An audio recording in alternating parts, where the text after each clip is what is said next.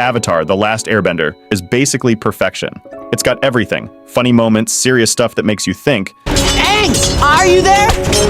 I'm over here. Follow my voice. Where? I can't find you.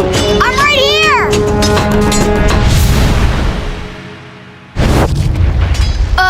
Never mind. I'll find you. Run! And messages that really inspire you. You can't always see the light at the end of the tunnel, but if you just keep moving, you will come to a better place. Plus, it's packed with cool ideas from different cultures and deep thoughts about life. But the best part? The characters. Hello, Zuko here. Each one is so unique and interesting with their own strengths and weaknesses. Poor Toph. She must be so scared. You think you're so tough? Why don't you come up here so I can smack that grin off your face? I'm not smiling. They all go on a big journey, facing their fears and learning important lessons along the way. Hopefully we'll learn something about firebending too. The past can be a great teacher.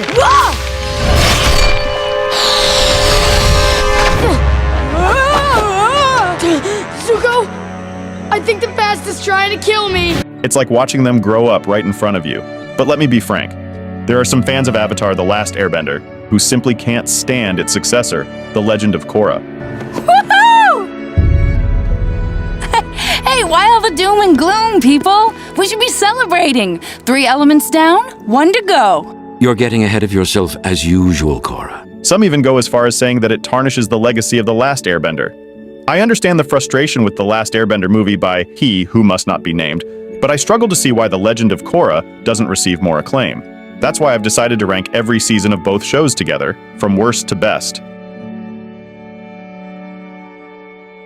Beginning this list at number 7 is The Legend of Korra, Book 2, Spirits.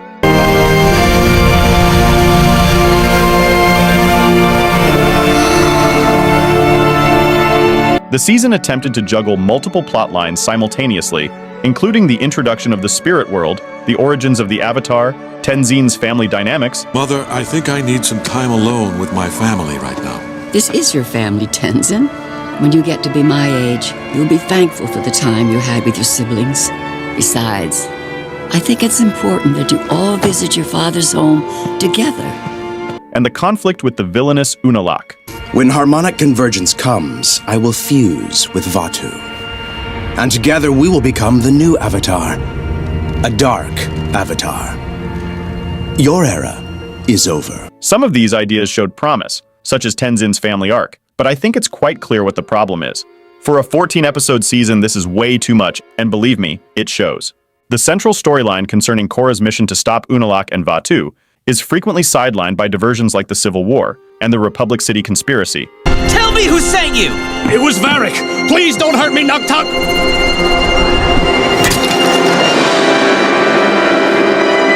I think this is our cue to exit. Where do you think you're going? Resulting in minimal progression of the main narrative. Additionally, subplots like Janora's storyline suffer from lack of continuity, with significant gaps between their introduction and resolution.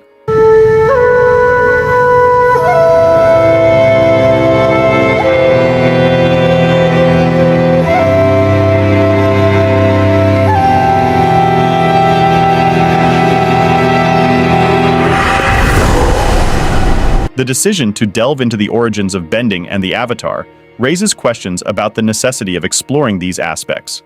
While the origins of bending may not have been objectionable, the revelations about the Avatar cycle arguably detracted from the mystique and allure of the original series.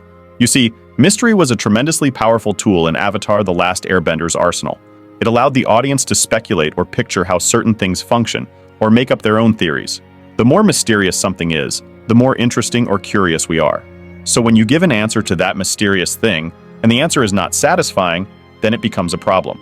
I will help you to master the power of air. And in return, I will help you restore balance to the world. What's this harmonic thing Vaatu was talking about?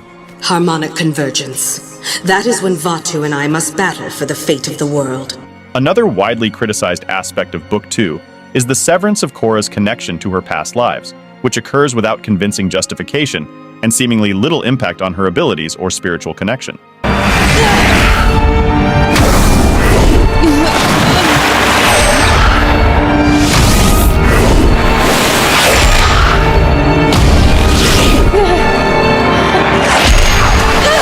The profound personal bond that the Avatar cycle represents, both to the audience and the characters, is replaced by a disembodied voice that constantly irritates my very soul. Korra, this fight is not over. Rava. Vatu cannot win. Do not give in to 10,000 years of darkness. You are the Avatar.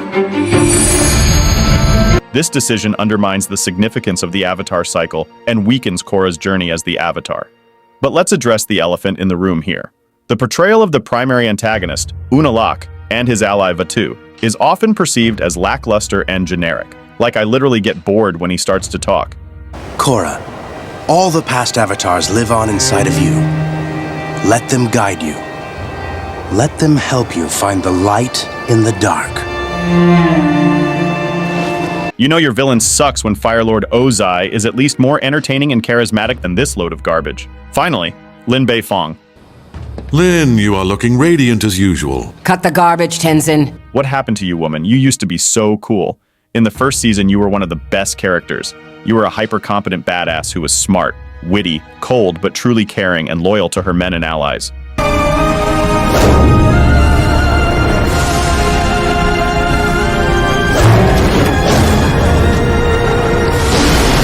Her character really suffered from inconsistent portrayal, deviating from her established persona in Book 1. I also want to point out that this season is the definition of filler. There are so many characters that were not needed at all. Bolin has to work with a guy named Varric to star in a movie. Asami Sato has to try to save her company. I want you guys to answer me this one question. How does starring in a movie or saving a company play a role in the story of preventing the world from being destroyed? How? Please, tell me. At number 6 is The Legend of Korra, Book 4, Balance. Everyone, come here! It's the Avatar! You sure? I don't sense any Rava energy around her. The title Balance for this book feels somewhat misaligned with its content. Frankly, it seems like a better fit for Book 3. Book 4, on the other hand, should rightfully be dubbed Change, because change is what defines it. Let's rewind a bit. The story picks up 3 years after the events of Book 3, which, in my opinion, is quite a leap, and the narrative plunges us headfirst into a transformed world. Asami's business is thriving. Mako finds himself sidelined as a glorified babysitter.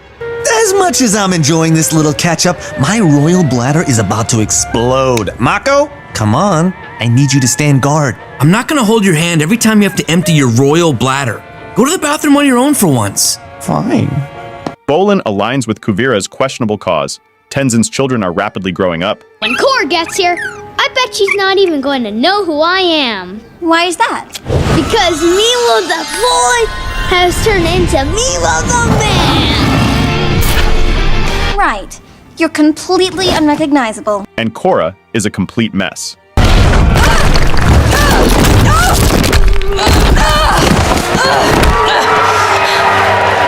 Season 4 of The Legend of Korra focuses on Korra's journey and her struggles with rehabilitation, following her near-fatal encounter with Zahir. I know you're frustrated, but... Of course I'm frustrated! A crazy man poisoned me, and now I can't dress myself, or cook for myself, or do anything for myself. She's compounded by vivid hallucinations that reflect the depth of her trauma.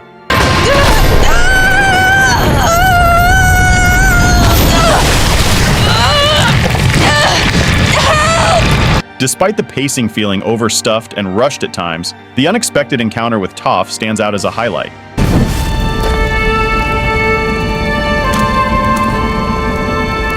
I can't believe it. Toph? Nice to see you again, Twinkle Toes. For fans like myself, Toph's appearance is a delightful surprise, offering a nostalgic connection to the original series. You were tossing me around like a rag doll all day long. I know! And I'm an old lady! Imagine me in my prime! I would have destroyed you! Toph's unique brand of wisdom proves instrumental in resolving Korra's inner turmoil, reminding us why she remains one of the most beloved figures in the Avatar universe. I just can't get back in the groove. Probably carrying around that metal doesn't help. What metal? The little bits of metal poison stuck in your body. Are you trying to tell me you can't feel metal in your own body? You really are the worst Avatar ever. Additionally, Operation Beifong provides a thrilling continuation of the previous season's events. There's no way we'll be able to spot anything useful from here. We'll have to go in for a closer look. Don't bother. All the prisoners have been moved. As Lin, Toph, and their allies unite to rescue their family. I didn't come to fight with Kuvira or destroy a cannon. I'm here to save my family. It will take everything we have just to get out alive. Her timely intervention adds an extra layer of excitement to the narrative, further highlighting her significance in the series.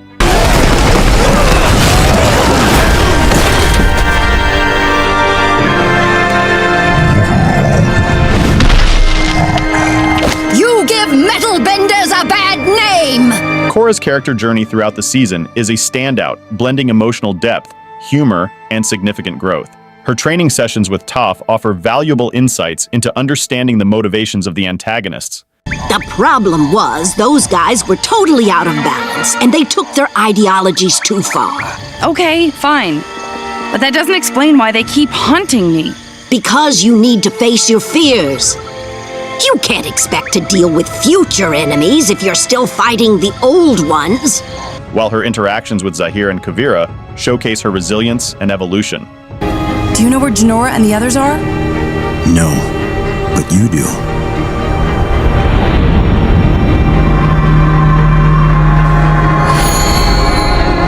Rava, I missed you. Where have you been?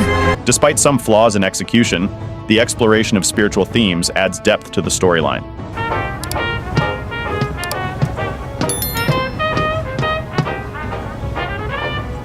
Pedestrian. I already know what you look like on the outside. I want you to show me the inner Milo.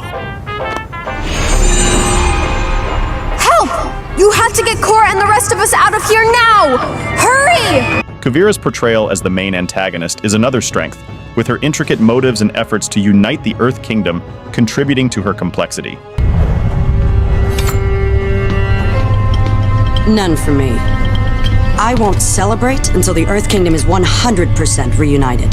However, the season suffers from an overcrowded cast of characters and disjointed subplots, detracting from the overall narrative coherence. Although they did redeem themselves quite a bit later for that Dragon Ball Z fight with this final battle.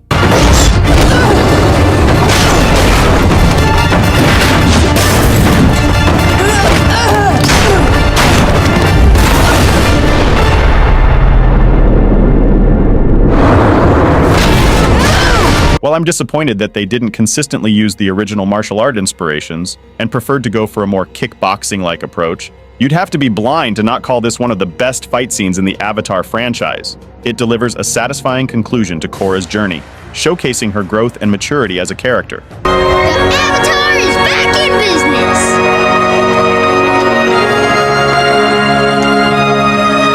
I feel so much lighter. Thank you so much for helping me. I'd like to give you a hug now, if that's okay with you. All right. You earned it. Coming in at number 5 is The Legend of Korra, Book 1, Air. Don't force your way through! Dance! Dance like the wind! Be the leaf!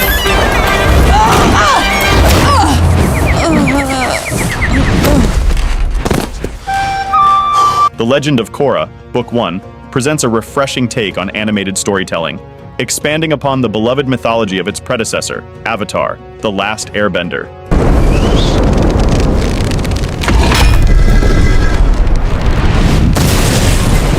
Thanks for looking out for me, Aang. Set in the bustling metropolis of Republic City, the series introduces viewers to Korra, the new Avatar. Korra, please come in here. I'm the Avatar! You gotta deal with it! As she grapples with her role in a world, struggling with tensions between benders and non-benders. Benders like this girl only use their power to oppress us! Yeah! The introductions of the new characters were nice, and it was good they didn't just try to make each of them a replica of the old gang. The depiction of the equalist movement highlights societal issues, just like real-world problems. My followers and I will not rest until the entire city achieves equality. And once that goal is achieved, we will equalize the rest of the world. Amon brings a compelling mystery to the narrative, although his character's depth is somewhat overshadowed by the plot's focus on action. And I like the continuity of bloodbending.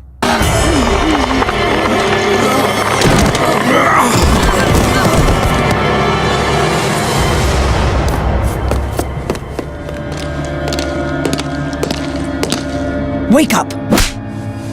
I believe the first season could have been stronger if they had omitted the love triangle subplot, which seemed unnecessary and uninteresting. Asami, did you know Korra likes Mako?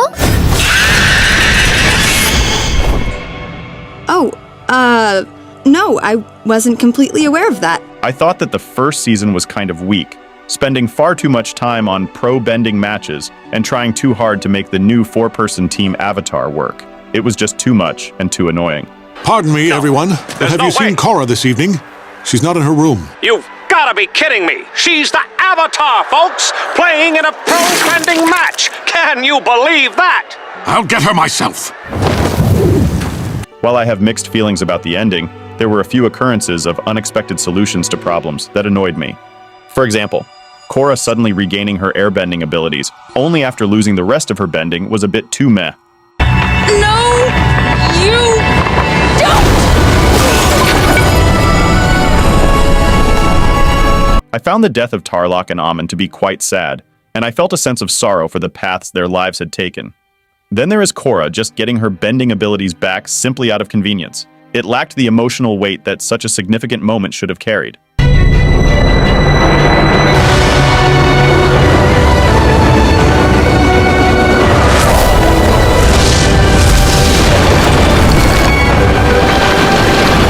Overall, this season is still not the worst of the 4 seasons. Stay away from my dad's ex-girlfriend!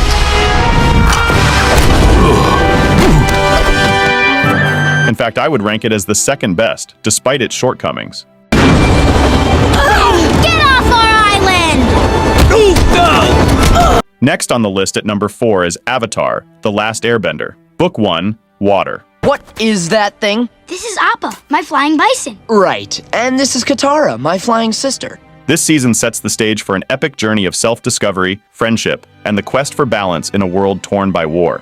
With its engaging narrative and meticulous attention to detail, Book 1 establishes the foundation for what would become one of the most beloved animated series of all time. Finally. Uncle, do you realize what this means?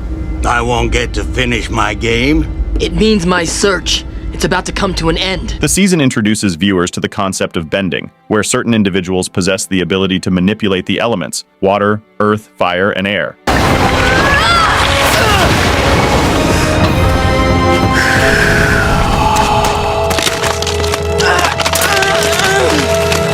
Avatar: The Last Airbender follows the journey of Aang, the last surviving airbender and the prophesied savior known as the Avatar.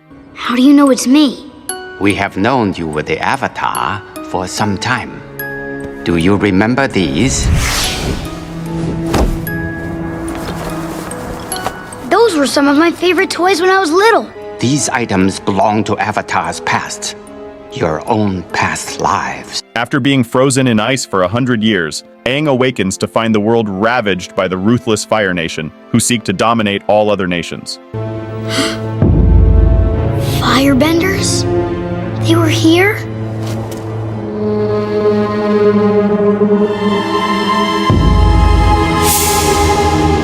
Gyatso.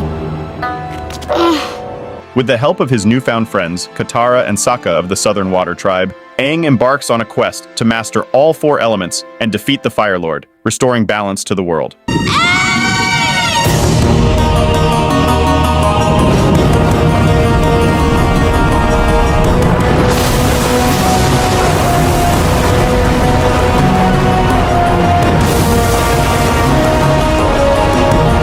One of the most compelling aspects of Book 1 is the relentless pursuit of Aang by Prince Zuko. Zuko's character is portrayed more as an angsty teen rather than the complex figure he evolves into later. The only reason you should be interrupting me is if you have news about the Avatar. Now, whatever you have to say, I'm sure I can take it. Okay, then. We have no idea where he is. What? You really should open the window in here. However, this season sets the stage for his development in Book 2 and 3.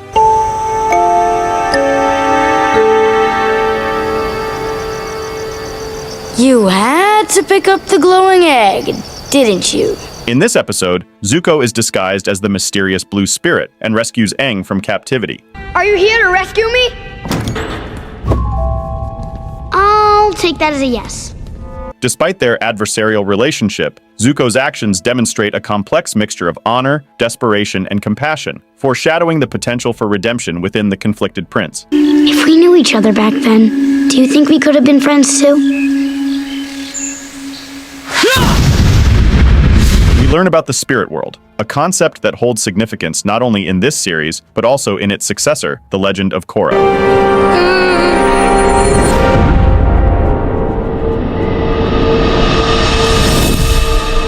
You're Avatar Roku's animal guide. Additionally, we are introduced to Avatar Roku, providing crucial insight into Aang's spiritual lineage.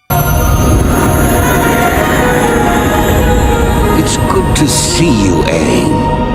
What took you so long? The season also introduces memorable characters such as the Kyoshi Warriors.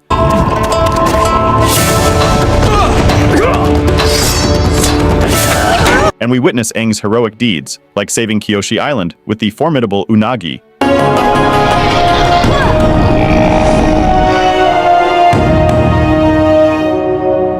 Thank you, Avatar.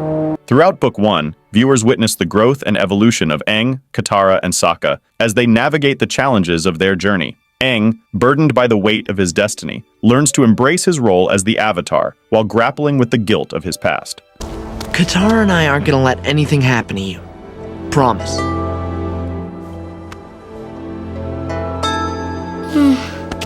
I'm sorry. Katara, a determined waterbender, emerges as a powerful force for change, driven by her desire to protect her loved ones and help restore peace to the world. Whoa! Here for a rematch? Trust me, Zuko. It's not gonna be much of a match.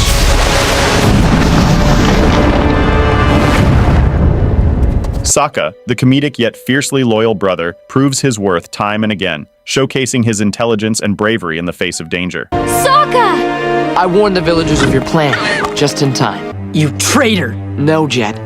You became the traitor when you stopped protecting innocent people. At number 3 is The Legend of Korra, Book 3, Change. It's the one, the only guy with an arrow pointing to his nose, Tenzin!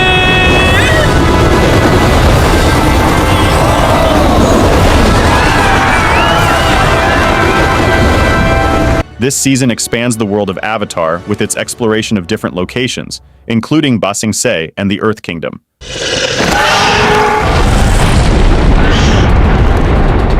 See, I told you, landing is hard.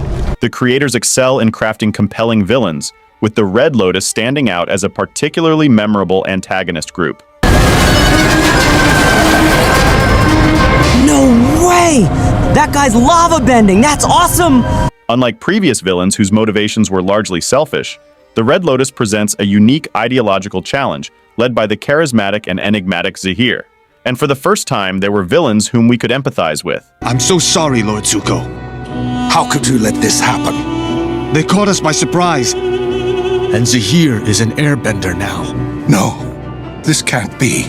Supported by equally skilled allies such as Pili, Minghua, and Ghazan, the Red Lotus ensures that every encounter with the protagonists is fraught with tension and excitement.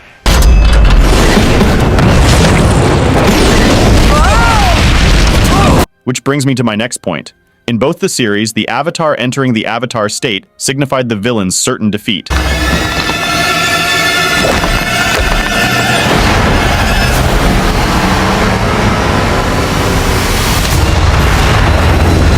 But for the first time, despite being in the Avatar state, Korra was not able to defend herself against Zahir. The Avatar cycle will be over momentarily.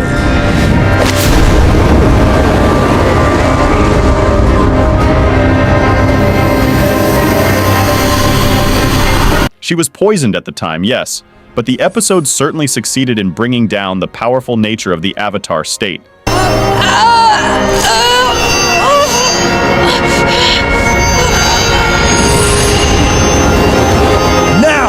Destroy the Avatar! The season is also filled with thrilling duels, from the Red Lotus's attempted kidnapping of Korra to the bone-chilling battle between Tenzin and the Red Lotus.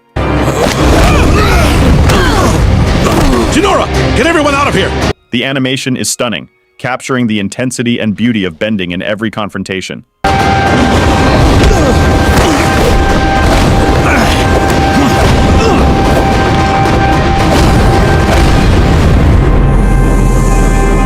Never before in the Avatar world were we explicitly exposed to a death scene. And to witness such a gruesome, agonizing death of the Earth Queen by asphyxiation was something that was never expected. Freedom is just as essential as air. And without it, there is no life. There is only darkness. Sure, we hated the Earth Queen for her personality, but did we expect her to be murdered this way by Zahir? Nope. It only went on to show that Zahir meant business. This uncertainty made the show far more enjoyable than it was before, especially in the next episode where the viewers were left to wonder whether after such a close fight, would Tenzin live or perish. It's not over.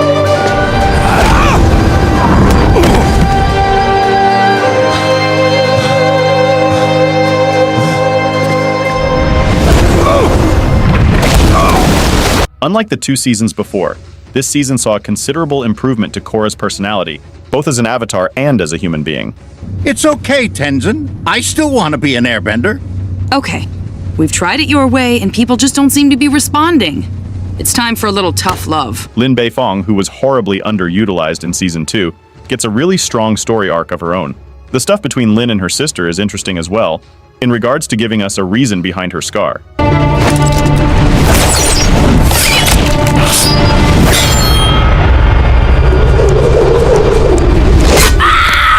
Not to mention how Suyin and Opal fitted seamlessly with the existing characters. Chaos is the natural order of all! Whoa! You see what I did there? I put a sock in it. Literally. Classic Bolin. Was there anything I didn't like about it? Maybe Kai being a bit annoying. When do you think I can get my tattoos? What brought this on? I was just talking to Kai, and he was asking me, so... Kai! What does he know about when you should get tattoos? Book 3 took the story forward by a great deal. Right from the resurgence of the air nomads to Jinora getting her tattoos, it was a thrilling experience. Now, let us anoint the master who will help lead us in our new path. Then there is the ending, which was bittersweet, more bitter than sweet. I get goosebumps thinking about Korra's malaise as she survives her fight. Avatar Korra, I vow that we will do everything in our power to follow in your footsteps and bring harmony to the world. But ends up crippled, both physically and emotionally. I want to ride with Korra. Janora's already inside. It smells like shoe trees. Sandalwood, Milo. I got this. Hang in there, kid. But do you know which scene takes the cake? This one. No one knew better than Aang that in times of turmoil, the world needs its avatar the most. Thanks. Your uncle was right. It was helpful talking to you. Wait, you spoke with my uncle? Yes. Coming in at number 2 is Avatar, The Last Airbender, Book 3, Fire. Please! The real hero is the Avatar. From its inception, the series has captivated audiences with its richly layered narrative, and Book 3 is no exception. The stakes are higher than ever as Avatar Aang and his companions confront the tyrannical Fire Nation in a desperate bid to restore balance to the world. Fire Lord Ozai, you and your forefathers have devastated the balance of this world, and now you shall pay the ultimate price! One of the season's greatest strengths lies in its exploration of complex moral dilemmas and the shades of gray inherent in conflict. I know I've made some bad choices, but today, I'm gonna set things right. As Aang grapples with the weight of his destiny as the Avatar, he is forced to confront difficult choices that test his resolve and principles. This goes against everything I learned from the monks. I can't just go around wiping out people I don't like. But perhaps most impressive is the series' unwavering commitment to its characters, each of whom undergoes a transformative journey over the course of Book 3. Zuko undergoes a profound internal struggle as he grapples with his identity and wrestles with the legacy of his family's actions. Growing up, we were taught that the Fire Nation was the greatest civilization in history, and somehow, the war was our way of sharing our greatness with the rest of the world. What an amazing lie that was! Katara's emergence as a formidable master of waterbending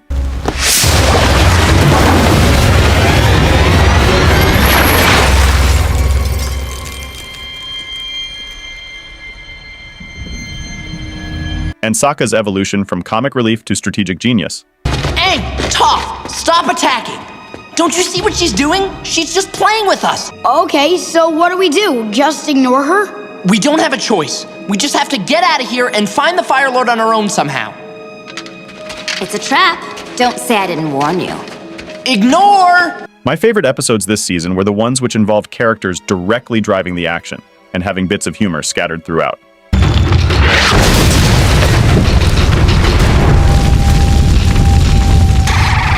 Watch it, Toph!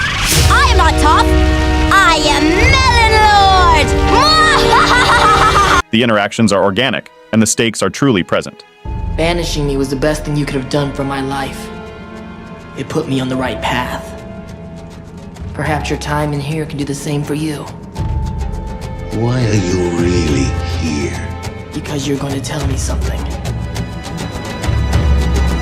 Where is my mother? Sokka's master is pretty hilarious and genuinely feels meaningful in Sokka proving himself. Excellent! Using your superior agility against an older opponent. Smart. While this season wasn't necessarily bad, it failed to maintain the high standard set by the exceptional storytelling and character dynamics of Book 2. Katara, I'll personally make you an Avatar promise that we won't make a habit of doing these scams.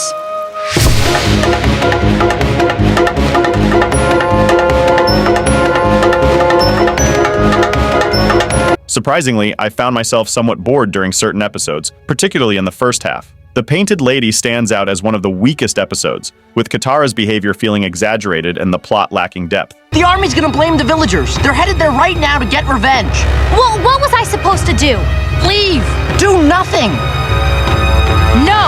I will never, ever turn my back on people who need me. Episodes like The Beach, The Runaway, Nightmares and Daydreams, and The Ember Island Players attempted to blend humor with character development, but fell short with forced conflicts and uninspired plots.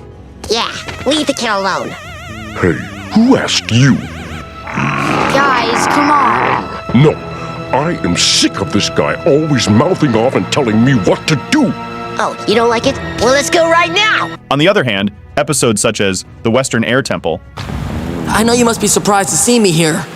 Not really, since you've followed us all over the world. Right. The Firebending Masters, I don't know why, but I thought this thing would be a lot faster.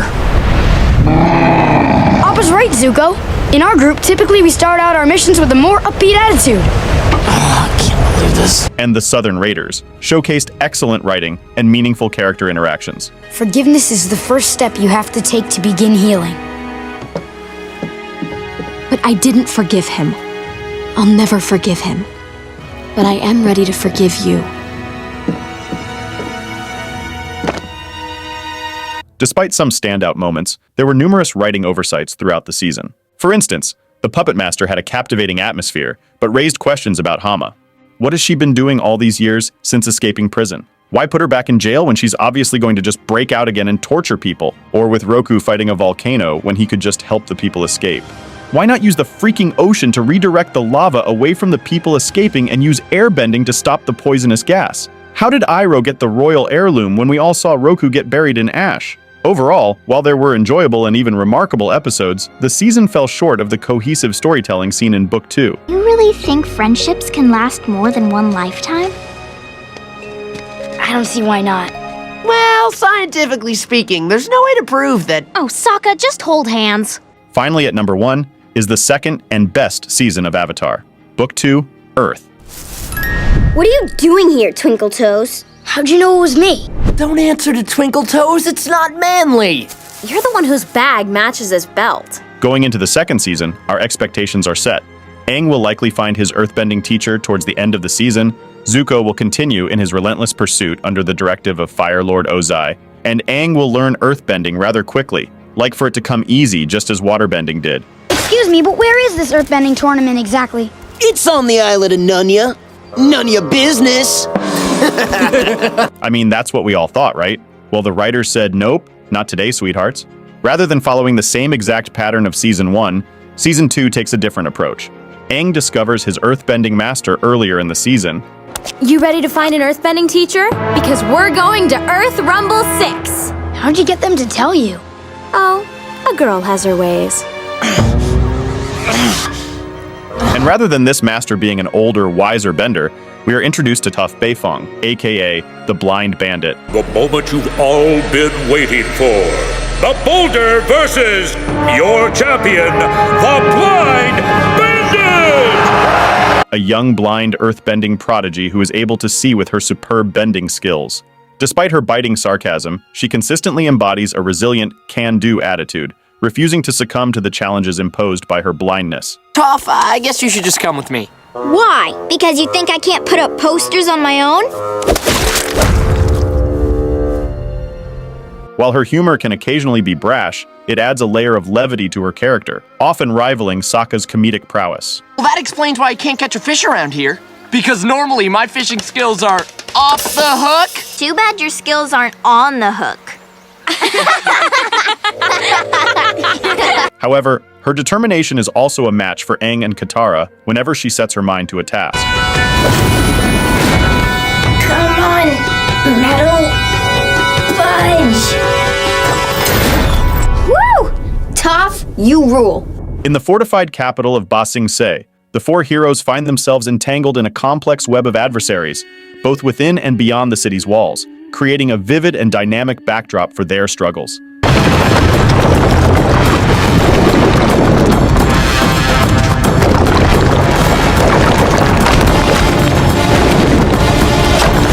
Meanwhile, Zuko and his uncle are fugitives, branded as traitors by the Fire Nation.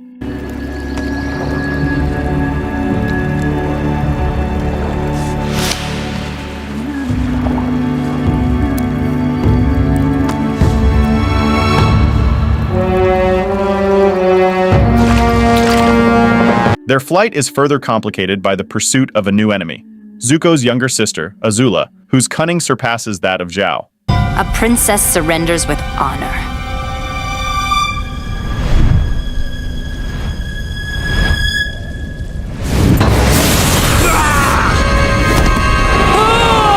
Accompanied by her own skilled companions, Mei, a proficient knife thrower, Sorry to disappoint you.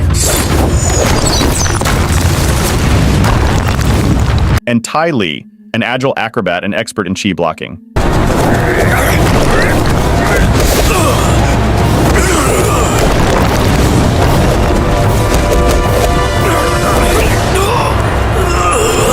Azula's presence in Book 2 elevates the tension, as her mastery of lightning bending poses a deadly threat.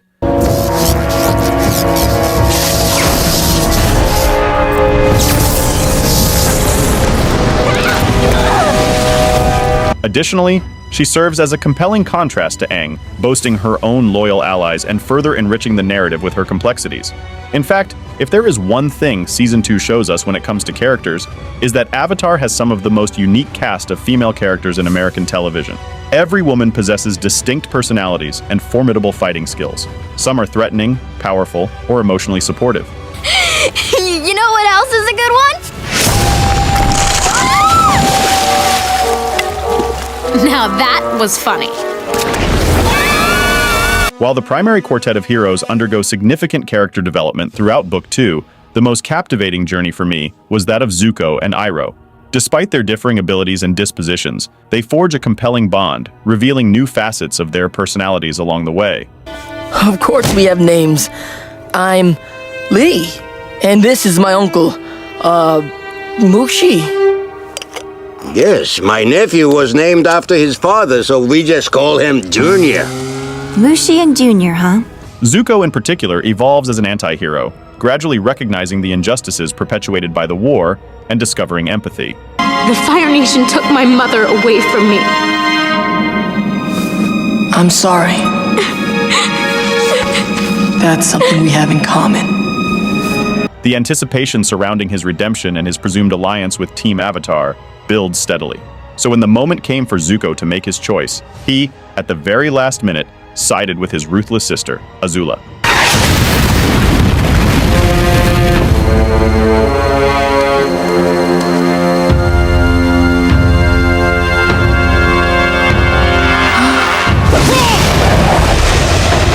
This turn of events was the biggest shocker of the entire season, and it was brilliant. However, the season is tinged with sorrow due to the passing of Iroh's original voice actor before its conclusion. Episode 15, The Tales of Ba Sing Se, serves as a poignant tribute to the actor, offering a touching homage to his contributions to the series. Little soldier boy, come marching home. Brave soldier boy comes marching home.